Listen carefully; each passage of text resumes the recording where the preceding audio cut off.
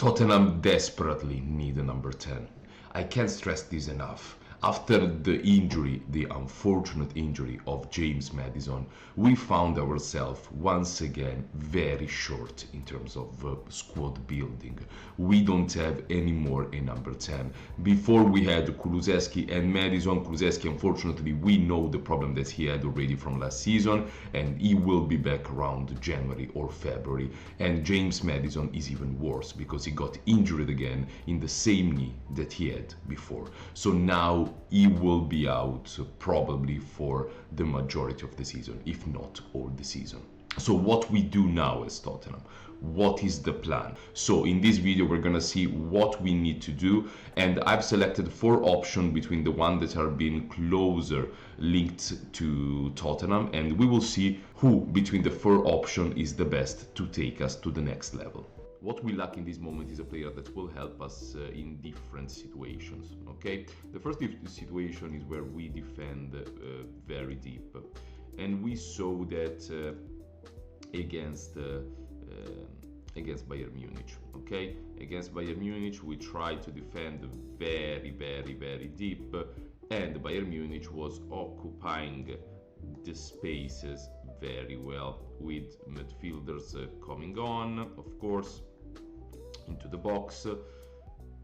We had a lot of players trying to put pressure on us, okay? So this was the first very tough situation that we found. Where is the problem here? Okay, here where I feel like it's one of the most important part of the number 10 is being able, in the moment that we recover the ball here, to really, with the first touch, with the half turn, already facing the opposition goal and trying to have the power and the pace to drive the ball and start a counter attack.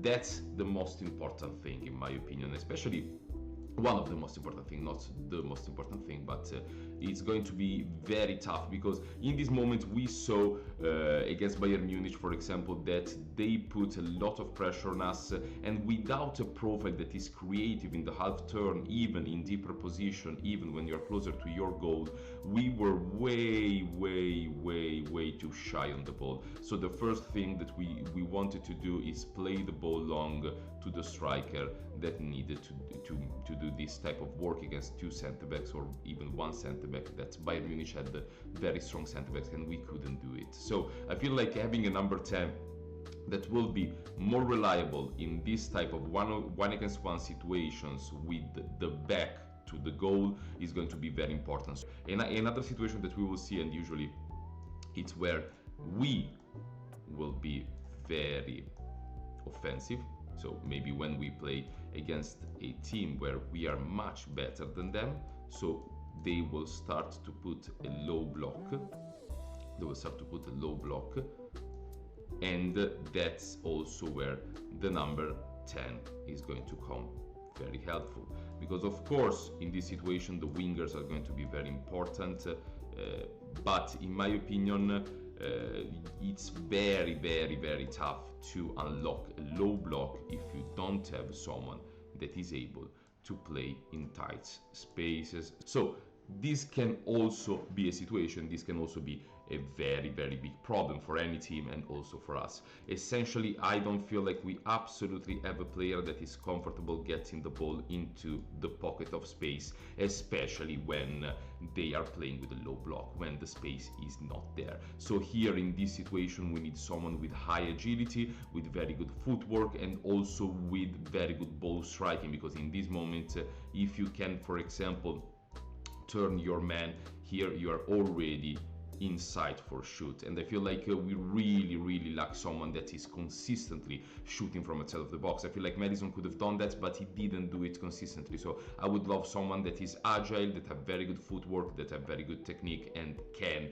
be a threat from outside of the box.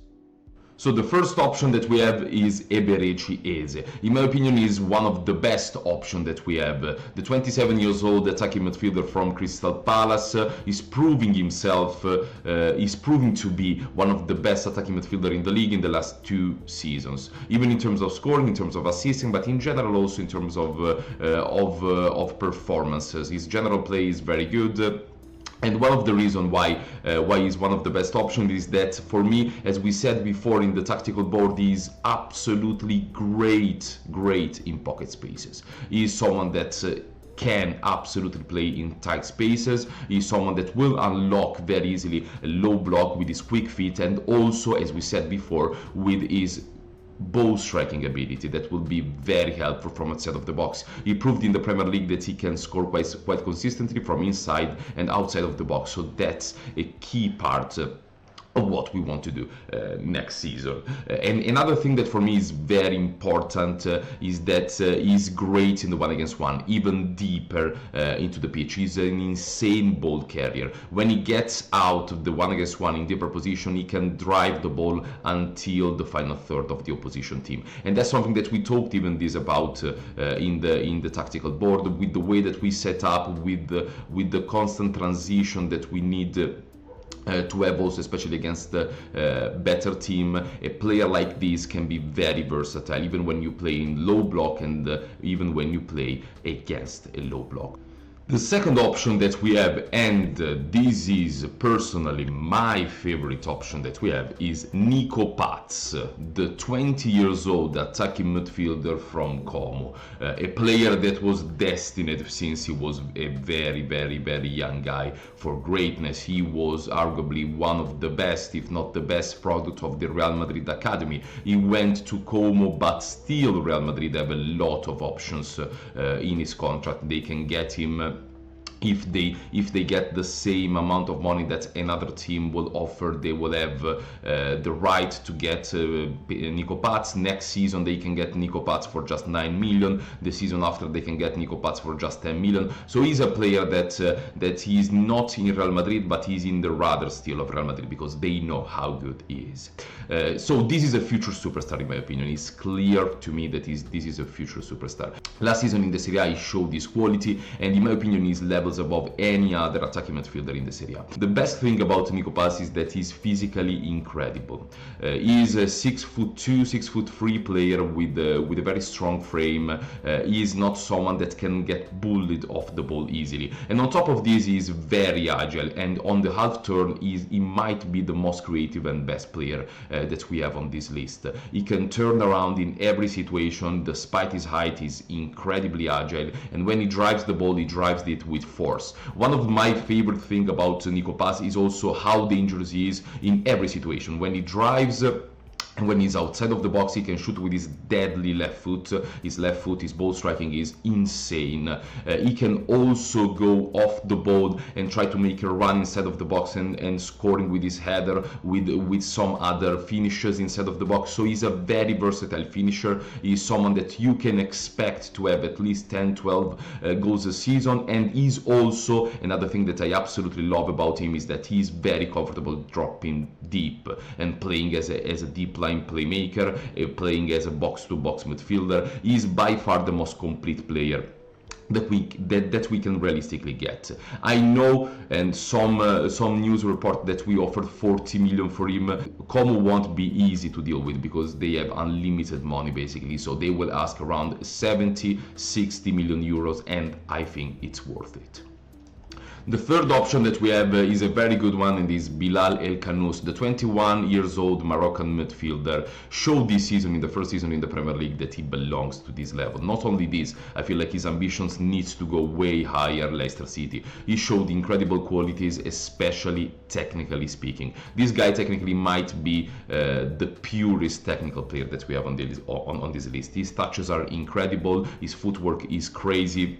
He's very agile. He's someone that in the tight spaces might be one of the best that there is in the Premier League. You can trust him against low block. You can trust him also shooting from outside of the box. We saw that against Tottenham, against us in our stadium, where he shot from outside of the box and he scored a very good goal. So he's also in charge of a lot of free kicks in Leicester. So you can see how good in terms of ball striking he is. So he's agile, he's technical, his first touch is top notch.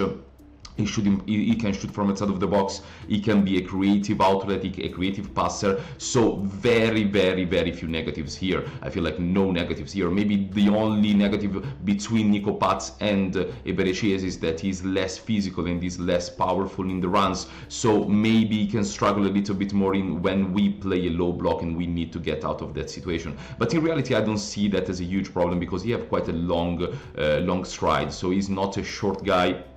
So driving with the ball is not bad at all. He's not physically strong, but he's not slow. I feel like he's quite fast driving the ball. So even in that sense, he's not maybe the best option that you can have, but he's surely a functional one. So I would really look forward for Bilal El-Khanous. He's the cheapest option also that you have. And in this moment of his career, I feel like he's very smart for Tottenham to try to get him because he's at the start of a very, very bright career, and maybe in the future will be too late to try to get him. So the fourth and last option is Harvey Elliott. The Liverpool midfielder has been linked with us quite consistently this summer. In my opinion, between the four option in this video, this is the worst one that we have. He's not a bad player. Technically, he's a absolute bowler, especially with his left foot. His ball striking is crazy from outside of the box. He's a real threat. He can pass the ball very well. He have a very good range of passing is good in tight spaces, is quite agile. The problem that I have with Harvey Elliott is that physically is not great. Not only the injury problems there that you can't ignore completely, because this guy had huge injury problems during his career, but it's also his physical side. So his short stride doesn't allow him to be too powerful on the run. So when you talk about ball drivers in this list, we had Nico Paz, that is an incredible ball driver. Eberechies, great ball driver. Even Bilal El-Khanous, we talked about it before, is a very good, is a good one. But Harvey Elliott is not, in my opinion. His short stride doesn't allow him to be that effective in transition. So that is a little bit my problem. And he's also the less versatile player, because I don't feel like he have the ability in the 1-against-1 in terms of pace to be a winger or an interior forward, while the other players can play in different positions.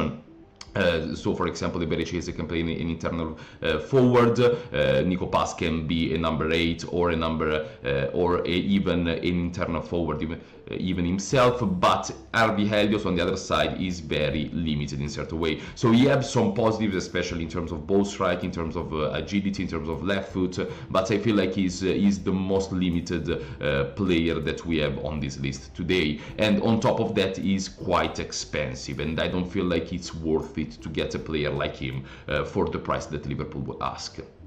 So if I need to choose, it's going to be between these two players, Nico Paz or Eze. I feel like these two are the ones that are immediately taking us to the next step. Other than that, Bilal El-Khanous would be a very smart one because he's young and he's on the rise, so you can potentially get a top player there. And the signs are there, to be fair. But if I need to choose, and with the money that we have, because we have money to spend, I feel like it's not impossible to try to get one between Eberechies and Nico Paz. I would go quite far from Harvey Elliott, and I wouldn't be so excited if we get him. Other than that, the other three options are very good. So let's see what Tottenham can do, and thank you so much for watching this video. Subscribe to the channel if you like this type of content, and leave a like and a comment if you can. So thank you so much, and see you the next time. Goodbye.